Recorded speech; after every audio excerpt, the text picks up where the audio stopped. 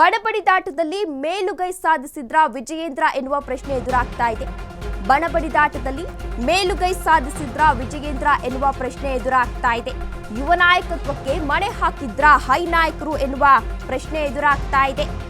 ವೀರಶೈವ ಲಿಂಗಾಯತ ನಾಯಕ ವಿಚಾರದಲ್ಲೂ ಕೂಡ ಇದೀಗ ಮೇಲುಗೈಯನ್ನ ಸಾಧಿಸಿದ್ರ. ಯತ್ನಾಳ್ ಉಚ್ಚಾಟನೆ ಬಳಿಕ ಮತ್ತೆ ಸ್ಟ್ರಾಂಗ್ ಆಗ್ತಾರಾ ಬಿವೈ ವಿಜಯೇಂದ್ರ ಅವರು ಎನ್ನುವ ಪ್ರಶ್ನೆ ಎದುರಾಗ್ತಾ ಇದೆ. ಬಣಬಡಿದಾಟದಲ್ಲಿ ಮೇಲುಗೈ ಸಾಧಿಸಿದ್ರ ವಿಜಯೇಂದ್ರ ಎನ್ನುವ ಪ್ರಶ್ನೆ ಎದುರಾಗ್ತಾ ಇದೆ. ಯುವ ನಾಯಕತ್ವಕ್ಕೆ ಮಣೆ ಹಾಕಿದ್ರ ಹೈ ನಾಯಕರು. ವೀರಶೈವ ಲಿಂಗಾಯತ ನಾಯಕ ವಿಚಾರದಲ್ಲೂ ಕೂಡ ಮೇಲುಗೈಯನ್ನ ಸಾಧಿಸಿದ್ರ ಎನ್ನುವ ಪ್ರಶ್ನೆ ಎದುರಾಗ್ತಾ ಇದೆ. ಇನ್ನು ಯತ್ನಾಳ್ ಉಚ್ಚಾಟನೆ ಬಳಿಕ ಮತ್ತೆ ಸ್ಟ್ರಾಂಗ್ ಆಗ್ತಾರಾ ಬಿವೈ ವಿಜಯೇಂದ್ರ ಅವರು ಎನ್ನುವ ಪ್ರಶ್ನೆ ಕೂಡ ಎದುರಾಗ್ತಾ ಇದೆ. ಇದೀಗ ಮೂರನೇ ಬಾರಿ ಯತ್ನಾಳ್ ಅವರನ್ನ ಬಿಜೆಪಿಯಿಂದ ಉಚ್ಚಾಟನೆಯನ್ನ ಮಾಡಲಾಗಿದೆ. 6 ವರ್ಷಗಳ ಕಾಲ, ಅಂದ್ರೆ 2004ರಲ್ಲಾಗಿರಬಹುದು, ಇನ್ನ 2014ರಲ್ಲಾಗಿರಬಹುದು, 2009ರಲ್ಲಾಗಿರಬಹುದು. ಅದಾದ್ಮೇಲೆ ಇದೀಗ 2025ರಲ್ಲಿ ಅವರನ್ನ ಮೂರನೇ ಬಾರಿ ಉಚ್ಚಾಟನೆಯನ್ನ ಮಾಡಲಾಗಿದೆ. 6 ವರ್ಷಗಳ ಕಾಲ ಉಚ್ಚಾಟನೆಯನ್ನ ಮಾಡಿದೆ. ಇದು ಒಂಥರ ಬಿವೈ ವಿಜಯೇಂದ್ರ ಅವರಿಗೆ ಪ್ಲಸ್ ಪಾಯಿಂಟ್ ಆಯ್ತಾ ಎನ್ನುವ ಪ್ರಶ್ನೆ ಎದುರಾಗ್ತಾ ಇದೆ. ಹೈಕಮಾಂಡ್ ನಾಯಕರು ಇದೀಗ ಬಿವೈ ವಿಜಯೇಂದ್ರ ಅವರ ಬೆಂಬಲಕ್ಕೆ ನಿಂತ್ರ ಎನ್ನುವ ಪ್ರಶ್ನೆ ಇದೇ ಸಂದರ್ಭದಲ್ಲಿ ಎದುರಾಗ್ತಾ ಇದೆ. ಈ ಹಿಂದೆ ಬಿವೈ ವಿಜಯೇಂದ್ರ ಅವರು ಕೂಡ ಒಂದು ಮಾತನ್ನ ಹೇಳಿದ್ರು, ಯಾವುದೇ ಕಾರಣಕ್ಕೂ ನನ್ನನ್ನ ಬದಲಾವಣೆ ಮಾಡಲ್ಲ, ನಾನೇ ರಾಜ್ಯದ ರಾಜ್ಯಾಧ್ಯಕ್ಷನಾಗಿ ನಾನೇ ಮುಂದುವರಿಯುತ್ತೇನೆ ಎಂಬ ಹೇಳಿಕೆಯನ್ನ ನೀಡಿದ್ರು. ಆ ಹೇಳಿಕೆಗೆ ಇದೀಗ ಇವರನ್ನ ಉಚ್ಚಾಟನೆ ಮಾಡಿರೋದು ಪುಷ್ಟಿ ನೀಡಿದಂತಾಗಿದೆ. ಇದೀಗ ಹೈಕಮಾಂಡ್ ನಾಯಕರು ಬಿವೈ ವಿಜಯೇಂದ್ರ ಅವರ ಪರ ನಿಂತ್ರ ಎನ್ನುವ ಪ್ರಶ್ನೆ ಕೂಡ ಎದುರಾಗ್ತಾ ಇದೆ. ವೀರಶೈವ ಲಿಂಗಾಯತ ನಾಯಕ ವಿಚಾರದಲ್ಲೂ ಕೂಡ ಇದೀಗ ಹೈಕಮಾಂಡ್ ನಾಯಕರು ಮೇಲುಗೈಯನ್ನ ಸಾಧಿಸ್ತಾ ಇದ್ದಾರೆ. ಯತ್ನಾಳ್ ಅವರನ್ನ ಈಗಾಗಲೇ 6 ವರ್ಷಗಳ ಕಾಲ ಉಚ್ಚಾಟನೆಯನ್ನ ಮಾಡಲಾಗಿದೆ. ಇದೇ ವಿಚಾರಕ್ಕೆ ಸಂಬಂಧಪಟ್ಟಂತೆ ಸಾಕಷ್ಟು ನಾಯಕರು ಈಗಾಗಲೇ ಪ್ರತಿಕ್ರಿಯೆಯನ್ನ ಕೂಡ ನೀಡಿದ್ರು. ಇದೀಗ ಬಿವೈ ವಿಜಯೇಂದ್ರ ಅವರಿಗೆ ಈ ವಿಚಾರ ಏನು ಉಚ್ಚಾಟನೆಯನ್ನ ಮಾಡಿದ್ದಾರೆ 6 ವರ್ಷಗಳ ಕಾಲ, ಈ ವಿಚಾರ ಇದೀಗ ಇವರಿಗೆ ಪ್ಲಸ್ ಪಾಯಿಂಟ್ ಆಯ್ತಾ ಎನ್ನುವ ಪ್ರಶ್ನೆ ಕೂಡ ಎದುರಾಗ್ತಾ ಇದೆ. ಯತ್ನಾಳ್ ರವರು ಏನಾದ್ರೂ ಹೊಸ ಪಕ್ಷವನ್ನ ಕಟ್ತಾರಾ ಎನ್ನುವ ಪ್ರಶ್ನೆ ಇದೇ ಸಂದರ್ಭದಲ್ಲಿ ಎದುರಾಗ್ತಾ ಇದೆ. ಏನು ರೆಬಲ್ಸ್ ಟೀಮ್ ಇದೆ, ರೆಬಲ್ಸ್ ಟೀಮ್ ಜೊತೆ ಸೇರ್ಕೊಂಡು ಇವರು ಹೊಸ ಪಕ್ಷ ಏನಾದ್ರೂ ಕಟ್ತಾರಾ, ಮುಂದಿನ ದಿನಗಳಲ್ಲಿ ಹೊಸದಾಗಿ ಏನಾದ್ರೂ ಸ್ವಯಂ ಪ್ರೇರಿತವಾಗಿ ಇವರೇನಾದ್ರೂ ಎಲೆಕ್ಷನ್ಗೆ ನಿಲ್ತಾರಾ ಎನ್ನುವ ಪ್ರಶ್ನೆ ಇದೇ ಸಂದರ್ಭದಲ್ಲಿ ಇದೀಗ ಎದುರಾಗ್ತಾ ಇದೆ.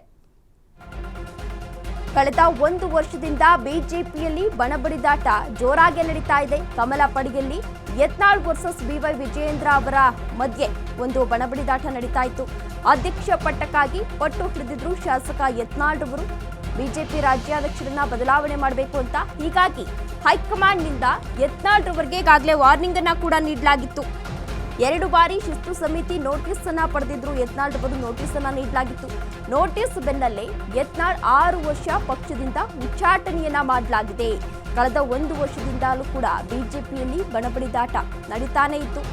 ಇನ್ನು ಕಮಲಪಡಿಯಲ್ಲಿ ಯತ್ನಾಳ್ ವರ್ಸಸ್ ಬಿವೈ ವಿಜಯೇಂದ್ರ ಅವರ ಮಧ್ಯೆ ಇದೀಗ ಜಗಳ ಶುರುವಾಗಿತ್ತು.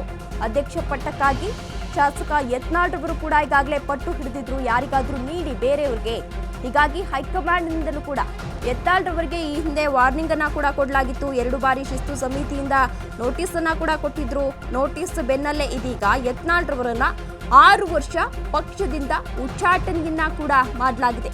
1 ವರ್ಷದಿಂದ ಸತತವಾಗಿ ಈಗಾಗಲೇ ಬಣಬಡಿದಾಟ ಬಿಜೆಪಿಯಲ್ಲಿ ನಡೀತಾನೆ ಇತ್ತು. ಹೈಕಮಾಂಡ್ ನಾಯಕರು ಇದಕ್ಕೆ ಈಗಾಗಲೇ ಬ್ರೇಕ್ ಹಾಕಬೇಕು ಎಂದು ಸಾಕಷ್ಟು ಬಾರಿ ರಾಜ್ಯಕ್ಕೆ ಭೇಟಿ ನೀಡಿದ್ರು. ಸಾಕಷ್ಟು ನಾಯಕರು ಭೇಟಿಯನ್ನ ನೀಡಿ ಇದಕ್ಕೆ ಬ್ರೇಕ್ ಹಾಕಬೇಕು ಎಂದು ಇಬ್ರು ನಾಯಕರಿಗೂ ಕೂಡ ಈಗಾಗಲೇ ವಾರ್ನಿಂಗ್ ಅನ್ನ ಕೊಟ್ಟಿದ್ರು. ಅದರಲ್ಲೂ ಯತ್ನಾಳ್ ರವರಿಗೆ ಈಗಾಗಲೇ ಶಿಸ್ತು ಸಮಿತಿಯಿಂದ ನೋಟಿಸ್ ಅನ್ನ ಕೂಡ ನೀಡಲಾಗಿತ್ತು. ಆ ನೋಟಿಸ್ಗೆ ಅವರು ಕ್ಯಾರೆ ಅಂದಿರಲಿಲ್ಲ, ಯಾವುದೇ ರೀತಿ ಉತ್ತರವನ್ನ ಕೂಡ ನೀಡಿರಲಿಲ್ಲ. ಅದಾದ ಬಳಿಕ ದೆಹಲಿಗೆ ಕರೆಸ್ಕೊಂಡಿದ್ರು. ದೆಹಲಿಗೆ ಕರೆಸ್ಕೊಂಡು ಅಲ್ಲೂ ಕೂಡ ಒಂದು ವಾರ್ನಿಂಗ್ ಅನ್ನ ಕೊಟ್ಟಿದ್ರು. ವಾರ್ನಿಂಗು ಕೂಡ ಯಾವುದೇ ರೀತಿ ಪ್ರತಿಕ್ರಿಯೆಯನ್ನ ನೀಡಿರಲಿಲ್ಲ. ಆದ್ರೂ ಕೂಡ ಸಾಕಷ್ಟು ಸಭೆಗಳನ್ನ ನಡೆಸ್ತಾ ಇದ್ರು. ಯತ್ನಾಳ್ ರವರು ಸಭೆಯನ್ನ ನಡೆಸಿ ಏನಾದ್ರೂ ಮಾಡಿ ಬಿವೈ ವಿಜಯೇಂದ್ರ ಅವರನ್ನ ರಾಜ್ಯಾಧ್ಯಕ್ಷ ಸ್ಥಾನದಿಂದ ಕೆಳಗಿಳಿಸಲೇಬೇಕು, ಬೇರೆ ಯಾರನ್ನಾದ್ರೂ ರಾಜ್ಯಾಧ್ಯಕ್ಷ ಸ್ಥಾನಕ್ಕೆ ನಿಲ್ಲಿಸಬೇಕು, ನಾನೇ ಆದ್ರೂ ಪರವಾಗಿಲ್ಲ ಎನ್ನುವ ಹೇಳಿಕೆಗಳನ್ನ ನೀಡ್ತಾ ಇದ್ರು. ಇನ್ನು ಕೇಂದ್ರ ಗೃಹ ಸಚಿವ ಅಮಿತ್ ಶಾ ಅವರನ್ನು ಕೂಡ ವಿಜಯೇಂದ್ರ ಅವರು ಈ ಹಿಂದೆ ಭೇಟಿಯಾಗಿದ್ರು. ಉಚ್ಚಾಟನೆಗೂ ಮುನ್ನ ಶಾ ಅವರನ್ನ ಬಿವೈ ವಿಜಯೇಂದ್ರ ಹಾಗೂ ಅವರ ಸಹೋದರ ರಾಘವೇಂದ್ರ ಇಬ್ರು ಕೂಡ ಭೇಟಿಯಾಗಿದ್ರು. ಹೈಕಮಾಂಡ್ ಮುಂದೆ ಯತ್ನಾಳ್ ಬಗ್ಗೆ ಆರೋಪವನ್ನ ಮಾಡಿದ್ರು. ಪಕ್ಷ ಕಟ್ಟಿದವರ ವಿರುದ್ಧ ಮಾತನಾಡಿದ್ರೆ ಸಹಿಸಲ್ಲ ಎಂದಿದ್ರು ಬಿವೈ ವಿಜಯೇಂದ್ರ ಅವರು. ಇನ್ನು ಈ ಹಿಂದೆ ಬಿವೈ ವಿಜಯೇಂದ್ರ ದೆಹಲಿಯಲ್ಲಿ ಇದ್ದಾಗಲೇ ಯತ್ನಾಳ್ ಅವರಿಗೆ ಒಂದು ನೋಟಿಸ್ ಅನ್ನ ಕೂಡ ನೀಡಲಾಗಿತ್ತು. ಇದೀಗ ದೆಹಲಿ ಪ್ರವಾಸ ಬೆನ್ನಲ್ಲೇ ಶಾಸಕ ಯತ್ನಾಳ್ ಅವರನ್ನ ಉಚ್ಚಾಟನೆಯನ್ನ ಮಾಡಲಾಗಿದೆ. ಯತ್ನಾಳ್ ಉಚ್ಚಾಟನೆ ಹಿಂದಿದ್ಯಾ ಬಿಜೆಪಿ ರಾಜ್ಯಾಧ್ಯಕ್ಷರ ಕೈವಾಡ ಎನ್ನುವ ಪ್ರಶ್ನೆ ಇದೀಗ ಎದುರಾಗ್ತಾ ಇದೆ. ಕೇಂದ್ರ ಗೃಹ ಸಚಿವ ಅಮಿತ್ ಶಾ ಅವರನ್ನ ಈಗಾಗಲೇ ವಿಜಯೇಂದ್ರ ಅವರು ಭೇಟಿಯಾಗಿದ್ರು. ಉಚ್ಚಾಟನೆಗೂ ಮುನ್ನ ಶಾ ಅವರನ್ನ ಭೇಟಿಯಾಗಿದ್ರು BY ವಿಜಯೇಂದ್ರ ಹಾಗೂ ಅವರ ಸಹೋದರರಾಗಿರುವಂತಹ ರಾಘವೇಂದ್ರ ಅವರು. ಹೈಕಮಾಂಡ್ ಮುಂದೆ ಯತ್ನಾಳ್ ಬಗ್ಗೆ ಆರೋಪವನ್ನ ಏನಾದರೂ ಮಾಡಿದ್ರಾ? ಪಕ್ಷ ಕಟ್ಟಿದವರ ವಿರುದ್ಧ ಮಾತನಾಡಿದ್ರೆ ನಾನು ಸಹಿಸಲ್ಲ ಎಂದು ಈ ಹಿಂದೆ BY ವಿಜಯೇಂದ್ರ ಅವರು ಒಂದು ಹೇಳಿಕೆಯನ್ನ ಕೂಡ ನೀಡಿದ್ರು. ಈ ಹಿಂದೆ BY ವಿಜಯೇಂದ್ರ ದೆಹಲಿಯಲ್ಲಿ ಇದ್ದಾಗಲೇ ಯತ್ನಾಳ್ರವರಿಗೆ ಈಗಾಗಲೇ ನೋಟಿಸ್ ಅನ್ನ ಕೂಡ ನೀಡಲಾಗಿತ್ತು. ಇದೀಗ ದೆಹಲಿ ಪ್ರವಾಸ ಬೆನ್ನಲ್ಲೇ ಶಾಸಕ ಯತ್ನಾಳ್ರವರನ್ನ ಉಚ್ಚಾಟನೆಯನ್ನ ಕೂಡ ಮಾಡಲಾಗಿದೆ. ಜೊತೆಗೆ ಯತ್ನಾಳ್ ಉಚ್ಚಾಟನೆ ಹಿಂದಿದ್ಯಾ ಬಿಜೆಪಿ ರಾಜ್ಯಾಧ್ಯಕ್ಷರ ಕೈವಾಡ ಎನ್ನುವ ಪ್ರಶ್ನೆ ಕೂಡ ಎದುರಾಗ್ತಾ ಇದೆ. ಅಮಿತ್ ಶಾ ಅವರನ್ನ ಭೇಟಿಯಾದಂತಹ ಸಂದರ್ಭದಲ್ಲಿ ಈ ವಿಚಾರ ಏನಾದರೂ ಪ್ರಸ್ತಾಪ ಮಾಡಿದ್ರಾ? ಈ ಹಿಂದೆ ಯಡಿಯೂರಪ್ಪ ಬಗ್ಗೆ ಕೂಡ ಯತ್ನಾಳ್ರವರು ಮಾತನಾಡಿದ್ರು. ಅಂತಹ ಸಂದರ್ಭದಲ್ಲಿ ಪಕ್ಷ ಕಟ್ಟಿದವರ ಬಗ್ಗೆ ಮಾತನಾಡೋದು ನೈತಿಕತೆಯಲ್ಲ ಎಂದು ಈಗಾಗಲೇ BY ವಿಜಯೇಂದ್ರ ಅವರು ವಾಗ್ದಾಳಿಯನ್ನ ಕೂಡ ನಡೆಸಿದ್ರು.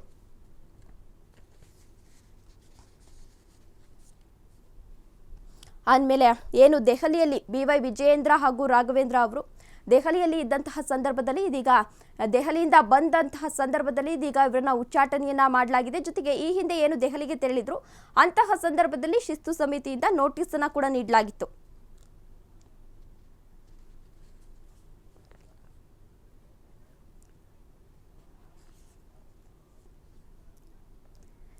ಇದೇ ವಿಚಾರಕ್ಕೆ ಸಂಬಂಧಪಟ್ಟಂತೆ ಹೆಚ್ಚಿನ ಡೀಟೇಲ್ಸ್ ಅನ್ನ ನೀಡಲಿದ್ದಾರೆ ನಮ್ಮ ಪ್ರತಿನಿಧಿ ವಿವೇಕ್.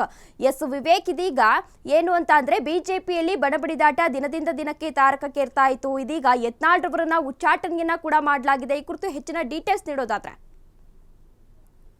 ಮೊದಲನೇದಾಗಿ ಕಳೆದ 1 ವರ್ಷದಿಂದ ಕೂಡ ಬಣಬಡಿದಾಟ ರಾಜ್ಯದಲ್ಲಿ ಜೋರಾಗಿ ನಡೀತಿತ್ತು ಅಂತಾನೆ ಹೇಳ್ಬೋದು. ರೆಬಲ್ಸ್ ಟೀಮ್ ಆಗ್ಬೋದು, ಒಂದ್ ಕಡೆ ತಟಸ್ಥ ಬಣ ಮತ್ತು ಇನ್ನೊಂದು ಕಡೆ ವಿಜಯೇಂದ್ರ ಬಣ, ಈ ಎಲ್ಲ ನಾಯಕರು ಕೂಡ ಹೈಕಮಾಂಡ್ ನಾಯಕರಿಗೆ ಭೇಟಿ ಮಾಡೋಕ್ಕೆ ಅಂತ ಡೆಲ್ಲಿ ಪ್ರವಾಸ ಕೂಡ ಆಗಾಗ ಕೈಗೊಳ್ತಾ ಇದ್ರು. ಆದರೂ ಕೂಡ ಹೈಕಮಾಂಡ್ ನಾಯಕರು ಸಾಕಷ್ಟು ಬಾರಿ ರೆಬಲ್ಸ್ ಅವರಿಗೆ ಮೀಟ್ ಮಾಡೋದಕ್ಕೂ ಟೈಮ್ ಫಿಕ್ಸ್ ಮಾಡೋದಕ್ಕೆ ಟೈಮ್ ಕೂಡ ಕೊಟ್ಟಿರಲಿಲ್ಲ. ಈ ರೀತಿಯಾಗಿ ರೆಬಲ್ಸ್ಗೆ ಸಾಕಷ್ಟು ಬಾರಿ ಹಿನ್ನಡೆ ಕೂಡ ಆಗಿತ್ತು. ಮತ್ತೆ ಈ ಬಾರಿ ಯತ್ನಾಳ್ ಅವರಿಗೆ ನಿನ್ನೆ ಅಷ್ಟೇ ಏನು 6 ವರ್ಷಗಳ ಕಾಲ ಸಸ್ಪೆಂಡ್ ಮಾಡಿರೋದು ಪಕ್ಷದಿಂದ ಎಲ್ಲ ಒಂದ್ ಕಡೆ ವಿಜಯೇಂದ್ರ ಅವರು ಮೇಲುಗೈ ಸಾಧಿಸಿದ್ದಾರಾ ಅಂತ ಕೂಡ ಇಲ್ಲಿ ಪ್ರಶ್ನೆಗಳು ಮೂಡಿಬರುತ್ತೆ. ಇದರಿಂದ ಕಂಪ್ಲೀಟ್ಲಿ ಇರುವಂಥದ್ದು ಏನಂದ್ರೆ ಈಗಾಗಲೇ ರಾಜ್ಯಾಧ್ಯಕ್ಷರ ಆಯ್ಕೆಯಲ್ಲಿ ಕಂಪ್ಲೀಟ್ಲಿ ಹಿಂದಿದ್ದು ಅಮಿತ್ ಶಾ ಅವರೇ ನೇರವಾಗಿ ವಿಜಯೇಂದ್ರ ಅವರಿಗೆ ರಾಜ್ಯಾಧ್ಯಕ್ಷರಾಗಿ ಆಯ್ಕೆ ಮಾಡಿರ್ತಾರೆ. ಎಲ್ಲ ಒಂದ್ ಕಡೆ ಅಮಿತ್ ಶಾ ಕ್ಯಾಂಡಿಡೇಟ್ ಆದಂತ ವಿಜಯೇಂದ್ರ ಅವರಿಗೆ ಎಲ್ಲ ಒಂದ್ ಕಡೆ ಮತ್ತೆ ರೆಬಲ್ಸ್ ಟೀಮ್ ಅವರು ಹೋಗಿ ಅಮಿತ್ ಶಾ ಹತ್ರ ದೂರು ನೀಡಿದ್ರೆ ಅಮಿತ್ ಶಾ ಅವರು ಒಪ್ಪೋದಿಲ್ಲ.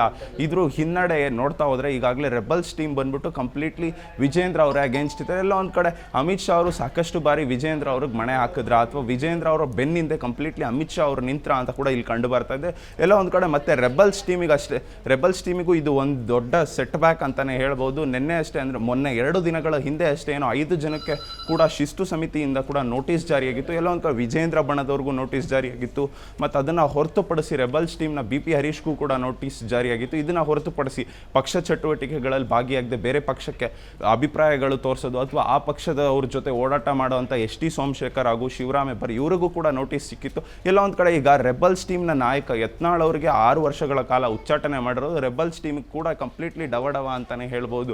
ಎಲ್ಲ ಒಂದು ಕಡೆ ಕಂಪ್ಲೀಟ್ಲಿ ಅವರು ಹೆದರಿದ ರೆಬಲ್ಸ್ ಟೀಮ್ನ ಮುಂದಿನ ನಡೆ ಏನು ಅಂತ ಕೂಡ ಕಾದು ನೋಡಬೇಕಾಗಿರುತ್ತೆ. ಮತ್ತು ಅದನ್ನು ಹೊರತುಪಡಿಸಿ ಈಗಾಗಲೇ ವಿಜಯೇಂದ್ರ ಅವರು ಸಾಕಷ್ಟು ಬಾರಿ ಡೆಲ್ಲಿ ಪ್ರವಾಸ ಕೈಗೊಂಡಂಥ ಸಂದರ್ಭದಲ್ಲೇ ಈ ರೀತಿಯಾದ ಡಿಸಿಷನ್ಗಳು ಹೈಕಮಾಂಡ್ನಿಂದ ಬರೋದು ಸರ್ವೇ ಸಾಮಾನ್ಯ ಆಗಿದೆ. ಯಾಕಂದರೆ ಈ ಹಿಂದೆ ಕೂಡ ಅವರು ಡೆಲ್ಲಿ ಪ್ರವಾಸ ಕೈಗೊಂಡಂಥ ಸಂದರ್ಭದಲ್ಲಿ ಯತ್ನಾಳ್ ಅವರಿಗೆ ಒಂದ್ಸಲ ನೋಟಿಸ್ ಬಂದಿತ್ತು.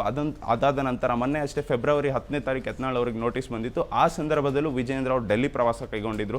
ಮತ್ತೆ ಈಗ ವಿಜಯೇಂದ್ರ ಅವರು ಡೆಲ್ಲಿ ಪ್ರವಾಸ ಕೈಗೊಂಡಂಥ ಸಂದರ್ಭದಲ್ಲಿ 5 ಜನಕ್ಕೆ ನೋಟಿಸ್ ಕೂಡ ನೀಡಲಾಯಿತು.